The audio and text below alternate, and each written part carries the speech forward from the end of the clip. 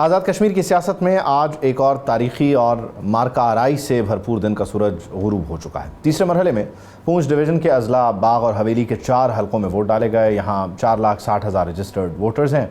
Polling का वक्त ख़त्म होने के बाद गिनती जारी है और जल्द नताइज जाने का सिलसिला भी शुरू हो जाएगा। ये नताइज आज़ाद कश्मीर के सियासी मुस्तक़बिल का हतमी फ़ैसला कर देंगे। अब तक के इंतखाबी नताइज का मंजरनामा नहायत दिलचस्प है, हैरानकुन भी है। इंतखाबात के पहले मरहले में मीरपुर डिवीज़न की कुल 13 नशिस्तों पर मुकाबला हुआ, जहां मुस्लिम लीग नून ने शानदार कारकर्दगी दिखाते हुए 9 नशिस्तों पर कामयाबी समेटी और पीपल्स पार्टी यहां से सिर्फ और सिर्फ 4 नशिस्तें ही हासिल कर सकी। दूसरे मरहले में मुजफ्फराबाद डिवीज़न की 9 और मुहाजिरीन की 12 यानी मजमूई तौर पर 21 सीट्स पर वोटिंग हुई और यहाँ भी मुस्लिम लीग नून का पलड़ा भारी रहा और इसने 15 नशिस्तें अपने नाम कर लीं। पीपल्स पार्टी के हिस्से में इस मरहले में सिर्फ 6 नशिस्तें आईं।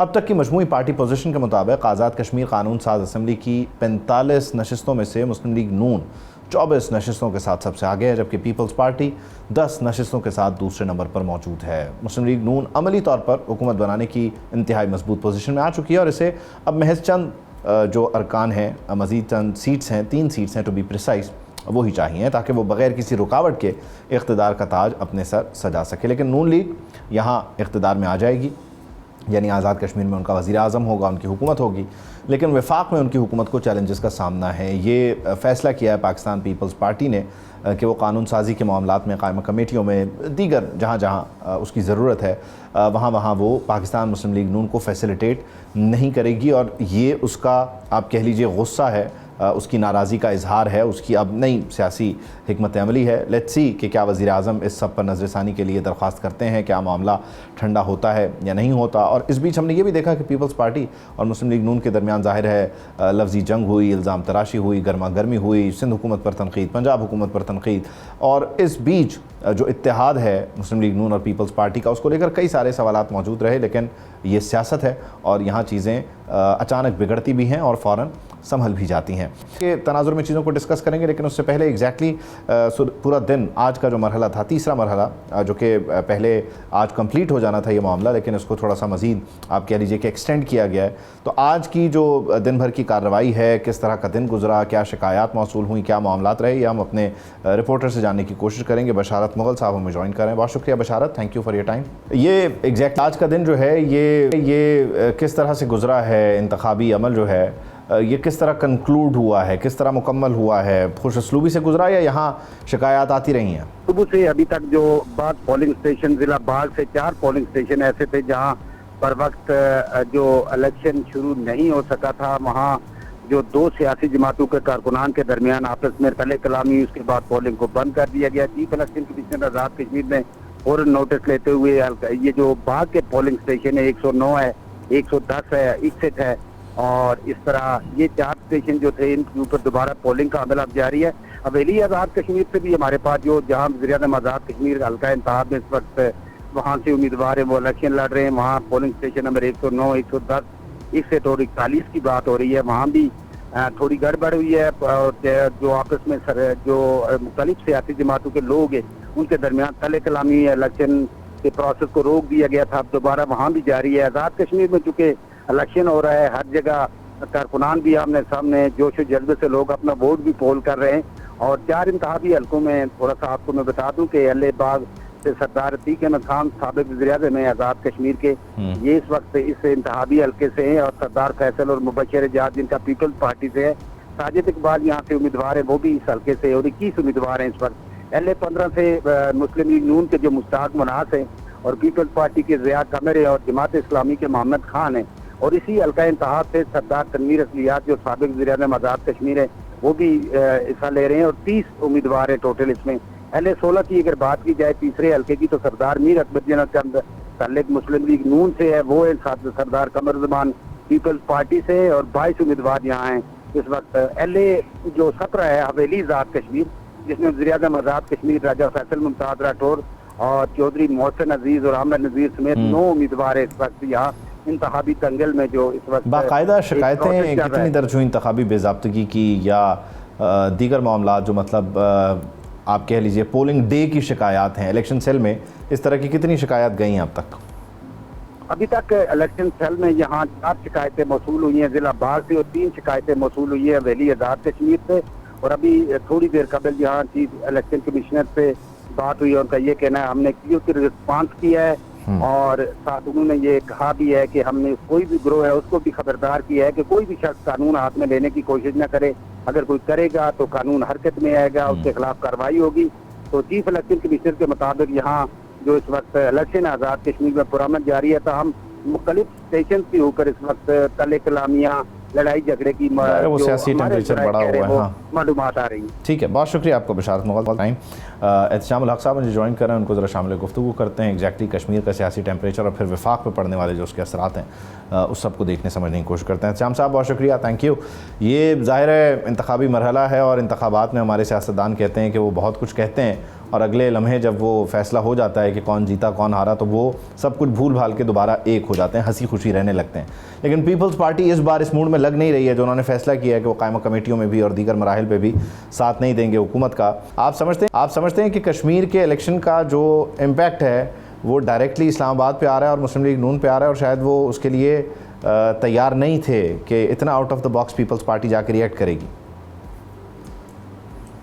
देखिए, दो चीज़ें हुई हैं। एक तो ये फोरग्राउन कंक्लूजन है उबैद के जो डायरेक्टली इलेक्टेड लोग हैं 44 हैं, 53 का हाउस है, इनडायरेक्ट लोग भी आएंगे इसमें। तो जो हुकूमत को चाहिए सिंपल मेजॉरिटी के लिए वो 22 का वोट होना चाहिए, तो 23 इस वक्त उनके पास मेंबर्स पीटीआई के पास PMLN के पास हैं। और वो तो बड़ा वाज़ेह तौर पे कहते हैं कि जी हम तो जो 12 सीटें हैं मुहाजिरीन की वो जीत के तुम आगे चल रहे होते हैं और इसमें कोई शक नहीं है। और मेजॉरिटी लोग इस बात को मानते हैं कि वो कश्मीरी जो हैं वो नवाज शरीफ साहब की वजह से इनके साथ इनको वोट कर रहे होते हैं जो पूरे पाकिस्तान में। अगली बात आप जो कर रहे हैं बड़ी अहम बात है कि इसके बाद व्हाट नेक्स्ट। अभी जितना टेम्परेचर जितना बढ़ गया है, अभी आप देख लें एक खामोश अपोजिशन कर रहे हैं अपने जरदारी साहब। अभी आप देख लें एक मुलाकात की थी, अगर आपको याद होगा मोहसिन नकवी साहब ने जब उन्होंने बयान दिया था नए सूबों की बात की थी सिस्टम कोलैप्स करने की, कल उनकी बात दोबारा से लाहौर में उनकी मुलाकात हुई है। बुनियादी तौर पे जो इतलात मिलने हुई यही है कि वो जो जजों की नई तैनाती है उस पे समरी पे वो साइन नहीं कर रहे। आज वैसे by the way high court में बड़ा शोर हुआ इस पे और वहाँ पे हाई कोर्ट में भी जजेस हज़रात ने ये बात कही कि जी जरदारी साहब को और जो कंसर्न लोग हैं साइन करने चाहिए, लेकिन जो रिटर्न बयान आया उसमें उन दोनों का नाम नहीं था। तो अब देखें दो चीज़ें हो रही हैं। एक तो बिलावल भुट्टो साहब तो इस हद तक आगे चले गए उबैद के, वो तो कह रहे हैं कि जी इलेक्शन चोरी हुआ है और मैं तो PTI के साथ हाथ मिला रहा हूँ और ये कि मैं फजल रहमान के साथ में मैं मिलने जाऊँगा और मेरा ताल्लुक़ वास्ता उनके साथ होगा। सख्त ओपोजिशन का मुजाहरा कर रहे हैं, जबकि दूसरी तरफ हम देख रहे हैं कि खामोश ओपोजिशन हो रही है जरदारी साहब की तरफ से। अब इस पर बहुत ज़्यादा जिसको कहते हैं जिसको कहना चाहिए गवर्नमेंट जो है ना फ्रस्ट्रेट हो चुकी है कि भाई ये तो टाइमिंग जिस पे सुप्रीम कोर्ट सारे हाई कोर्ट्स बैठे जजों की तैनाती है इस पे साइन समरी क्यों नहीं कर रहे। अभी कुछ कहा जा रहा है कि जी शायद प्राइम मिनिस्टर की प्रेसिडेंट साहब से मुलाकात होगी। अगली जो बात आप कर रहे हैं फॉल आउट क्या होगा, देखें कुछ इतलात ऐसी हैं कि ये हमेशा की तरह ये कड़ी में उबाल जो आप देख रहे होते हैं थोड़े अर्से बाद ख़त्म हो जाता है। लेकिन एक बात और कही जा रही है कि जी PTI जो है ना वो अब जोर देगी कि जी वक्त से पहले इलेक्शन होने चाहिए। भी कैसे वक्त से पहले इलेक्शन होंगे। और दूसरी बात यह है कि अगर आपने प्रेस कॉन्फ्रेंस देखी हो अमीर मुकाम की जो अमूर कश्मीर के वज़ीर हैं राना सनाउल्लाह की, वो कहते हैं कि ये सारी चीज़ें पहले तय हो गई थी। पीपल्स पार्टी ने एग्री किया था कि 3 फेजेज़ में इलेक्शन होगा और ये इलेक्शन कमीशन के पास जाके पीपल्स पार्टी और जितनी PMLN और बाकी जमातें थी उन्होंने इस पर एग्री किया था। अब मामला जो है वो बिगड़ गया है। अभी जो उल्टी गिलती की बात हो रही थी थोड़ा सा से पीछे हटे हैं। कुछ लोगों का ख्याल है कि ये जो थोड़ा इंटरेस्ट देख रहे हैं जो गवर्नमेंट फ्रस्ट्रेट हो रही है आहिस्ता आहिस्ता मामला ख़त्म हो जाएगा। लेकिन कुछ लोगों का ख्याल है कि शायद अब वक्त आ गया है। आपको पता है हमारे मुल्क में 3 साल गुजरने के बाद लोग इंतज़ार करना शुरू कर देते हैं। उल्टी गिनती तो बाकायदा तौर पर शुरू हो जाती है।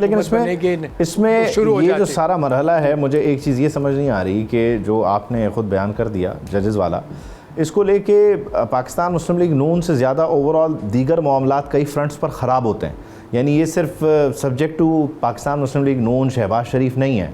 तो क्या जरदारी साहब या पाकिस्तान पीपल्स पार्टी इस वक्त ऑल इन आ चुके हैं तमाम फ्रंट्स पे? ये मेरा सवाल है कि आप वो सिर्फ इधर से भी चाहते हैं कि इधर का गुस्सा भी नून लीग की तरफ डायरेक्ट हो? असल में माज़रत के साथ उबैद देखें, हमारे मुल्क में इलेक्शन से पहले ही आपको पता है कि अंदाज़ा हो जाता है कि जी किस पार्टी को इक़्तिदार मिलेगा। इवन GB में भी और आज़ाद कश्मीर में भी अब पहले भी हम बात कर चुके हैं। जो पहले अंडरस्टैंडिंग हुई थी मेरी तला तो यही अभी तक के वो GB के बाद आज़ाद कश्मीर में भी इनको कहा जा रहा था, लेकिन अब क्योंकि 12 सीटें जो है उसमें बिल्कुल नाकामी हुई जो महाजरीन की हैं, उसके बाद से उन्हें कहा जा रहा है कि जी भाई आपने तो सीटें ले नहीं सके। अगर धांधली हुई है कोई बड़े पैमाने पे हुई तो आप बताएं, छोटे पैमाने पे तो हर जगह पे आप पता है 19-20 हर चीज़ होती है। अमेरिका जैसे इलेक्शन में भी धांधली होती है। 2016 के इलेक्शन को आपने देखा जो जिस तरीके से हुआ था, और जो उससे पहले ओबामा साहब ने उन्होंने प्रेसिडेंट टर्म ने माना ही नहीं था। तो मेरा अपना ख्याल है कि इस वक्त जो थोड़ी बहुत जो बात हो रही है वो दबाव बढ़ाने की बात हो रही है। बड़ी अहम बात बताने जा रहा हूँ उबैद आपको कि प्रेसिडेंट जरदारी साहब ने बड़ा वाज़े तौर पे ये मोहसिन नकवी को कल कहा है कि कम वक्त में हमें सिंध में नए सूबे, नए एडमिनिस्ट्रेटिव यूनिट किसी सूरत हाल में कबूल नहीं है। अब ये बात बड़ा वाज़े तौर पे बताई जा रही है कि अब इंटरवेंशन डीप स्टेट का या इस्टेब्लिशमेंट का होगा, किस हद तक वो सीरियस हैं। पहले तो कहा जा रहा था कि जी एक रेफरेंडम होगा, रेफरेंडम के बाद मामला कैबिनेट में जाएगा, फिर 2/3 मेजॉरिटी के ज़रिए इसको कर लिया जाएगा। रेफरेंडम कराने का मतलब सिर्फ ये था कि एक सियासी दबाव आ जाएगा इलेक्टेड रिप्रेजेंटेटिव पे कि ये वो फैसला करें कि आपने सूबे बनाने हैं या बल्दियाती हुकूमतों की तरफ आपने जाना है। तो मुझे लग रहा है कि मैक्सिमम कंसेशन एक्सट्रैक्ट करने के लिए सारी पार्टियाँ अपनी जगह लगी हुई हैं, लेकिन दूसरी तरफ जो इतलात आ रही हैं नवाज साहब तो और उनके हल्के के लोग जो कह रहे हैं वो कहते हैं कि नहीं जी, और आपने मोहसिन नकवी साहब पे जब दबाया आया था उसके बाद उन्होंने कह दिया था कि जी शहबाज शरीफ अपनी 5 साल की हुकूमत पूरी करेंगे। एपरेंटली लग रहा है कि ये चीज़ें गिव एंड टेक के साथ ही हल होंगी, लेकिन अब एज ऑलवेज ठीक है, यानी इसमें देखना ही होगा कि कौन जो है वो के मामले में हुकूमत खड़ी होगी, ज़्यादा मार्जिन जो है वो ले जाता है, कौन ज़्यादा क्या कहना चाहिए फ़र्क से ये जीत अपने नाम करता है, क्योंकि जीत तो आखिर में सबकी होनी होनी है। बहुत शुक्रिया श्याम साहब। सब्सक्राइब करें और बेल दबाएं ताकि कोई खबर रह न जाए।